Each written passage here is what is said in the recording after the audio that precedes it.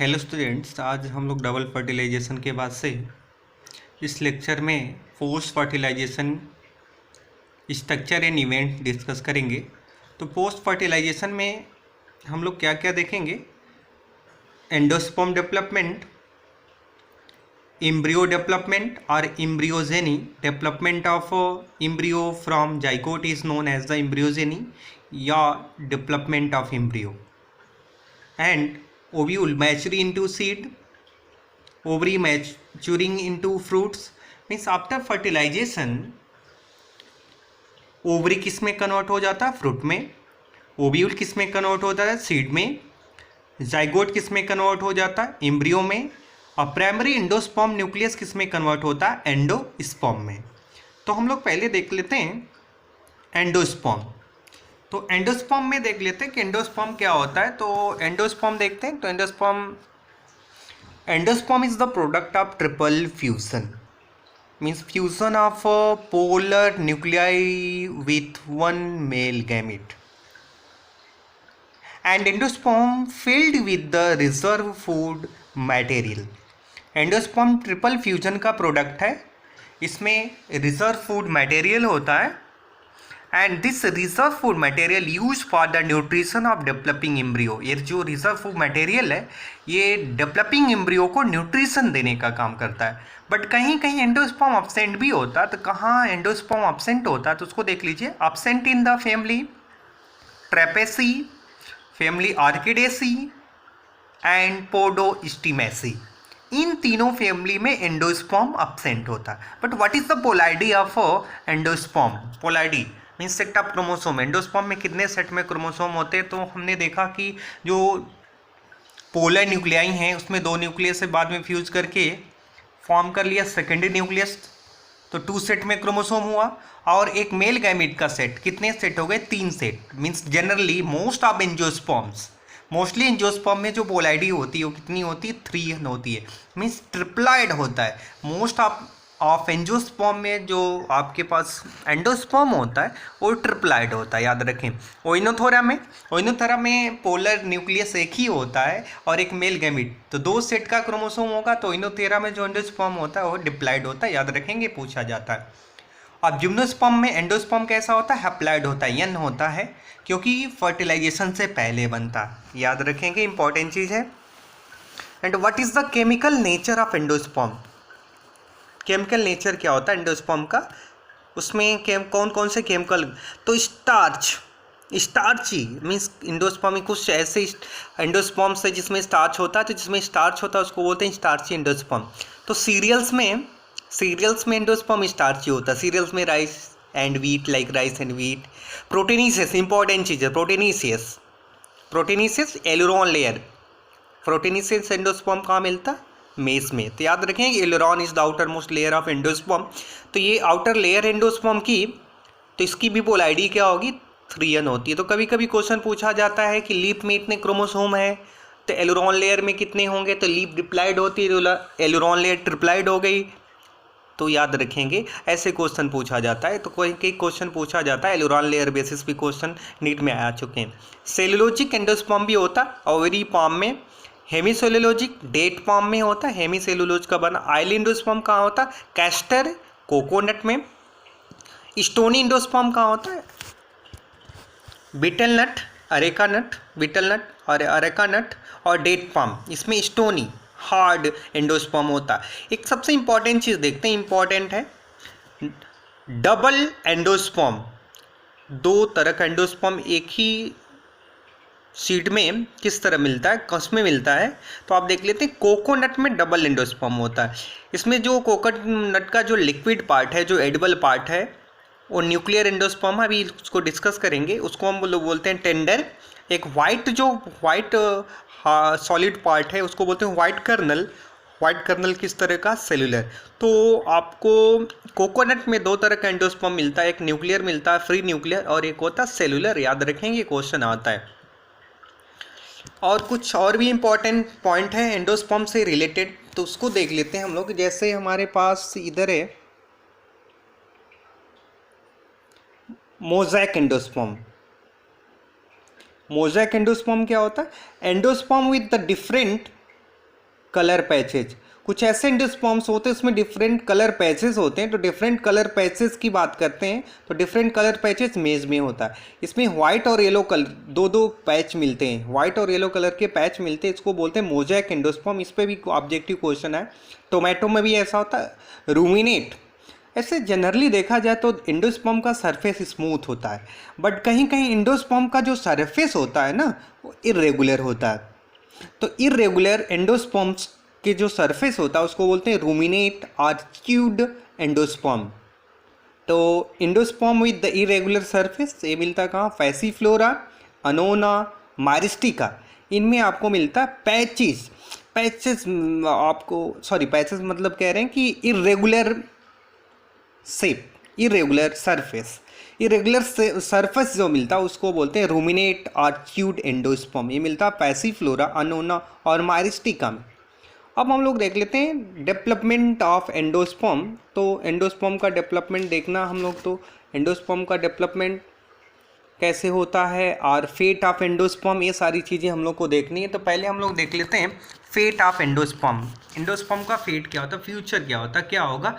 तो ये देखिए, some of the cases completely consumed during the development of embryo before seed maturation। Seed mature होने से पहले ही कुछ केसेस में एंडोस्पर्म कंज्यूम हो जाता है। ऐसे केसेस में सीड मैच्योर ही नहीं हुई है तब तक एम्ब्रियो डेवलपमेंट में कंज्यूम हो जाता है। ऐसी सीड को हम बोलते हैं एक्स एल्बुमिनस सीड और नॉन एंडोस्पर्मिक सीड। ये कहाँ मिलता? पी, बीन्स, ग्राउंडनट, ग्राम, स्पेलिंग यहाँ गलत है, ये ग्राम, हाँ यहाँ देखिए ग्राम है, ये ग्राम है, याद रखेंगे यहाँ ग्राम है, ठीक। And some of the cases endosperm persist in mature seeds. कुछ केसेस में एंडोस्पर्म, ये बोर्ड का क्वेश्चन है, याद रखें, एंडोस्पर्मिक नॉन एंडोस्पर्मिक सीड में क्वेश्चन आता है, एल्बुमिनस एक्स एल्बुमिनस। तो कुछ मैच्योर सीड में भी एंडोस्पर्म परसिस्ट करता है, तो इसको हम बोलते हैं एल्बुमिनस और एल्बुमिनस और एंडोस्पर्मिक सीड। जिसको हम बोलेंगे एल्बुमिनस और एंडोस्पर्मिक सीड बोलते हैं। ये कहाँ मिलता है आपको? कैस्टर, कोकोनट में डबल एंडोस्पर्म है, cellular and free nuclear, rice, wheat, मेज, बार्ली, ये सारी चीज़, ये सारे इंपॉर्टेंट हैं। अब देख ले डेवलपमेंट ऑफ एंडोस्पर्म। डेवलपमेंट के बेस पे 3 तरह के एंडोस्पर्म होते हैं। तो एक एंडोस्पर्म है हमारे पास तो है, तो endosperm development precedes the embryo development. Endosperm का पहले डेवलपमेंट है, एम्ब्रियो का डेवलपमेंट बाद में स्टार्ट होगा। क्यों ऐसा एडाप्टेशन? इसलिए एडाप्टेशन है कि एंडोस्पर्म न्यूट्रिशन देगा एम्ब्रियो के डेवलपमेंट में, याद रखेंगे। Endosperm is of 3 types on the basis of development. Development के बेस पे एंडोस्पर्म 3 तरीके के होते हैं, एक न्यूक्लियर और फ्री न्यूक्लियर एंडोस्पर्म। इस लोगों को हम देखते हैं, न्यूक्लियर और फ्री न्यूक्लियर एंडोस्पर्म। तो primary endosperm nucleus undergoes successive nuclear division to give rise to free nuclei. इस कंडीशन में ये जो देखिए पेन दिखाई दे रहा है, पेन में कैरियोकाइनेसिस हुई, 2 न्यूक्लियाई बने, फिर कैरियोकाइनेसिस हुई बट साइटोकाइनेसिस नहीं हुई, बहुत सारे न्यूक्लियाई बन गए, फिर कैरियोकाइनेसिस हुई, साइटोकाइनेसिस नहीं हुई, बहुत सारे न्यूक्लियाई बन गए, याद रखें, many nuclei, multinucleate condition. तो means karyokinesis not followed by the cytokinesis, यहाँ तक यदि आपका, तो इसको हम बोलते हैं फ्री न्यूक्लियर डिवीजन। जब फ्री न्यूक्लियर डिवीजन हुआ तो मल्टी न्यूक्लिएट कंडीशन बन गई। ऐसे एंडोस्पर्म को हम बोलते हैं फ्री न्यूक्लियर एंडोस्पर्म और nuclear endosperm. In this endosperm PEN undergoes successive nuclear divisions to give rise to the free nuclei. This is the most common in angiosperms. Dicots में मिलता है पॉलीपेटेली, क्लास है एक पॉलीपेटेली, फॉर एग्जाम्पल कॉटन, मेज and liquid part of coconut. Liquid part भी आप याद रखेंगे, वो सारे न्यूक्लियाई हैं, बहुत सारे न्यूक्लियाई, न्यूट्रिशियस होता है।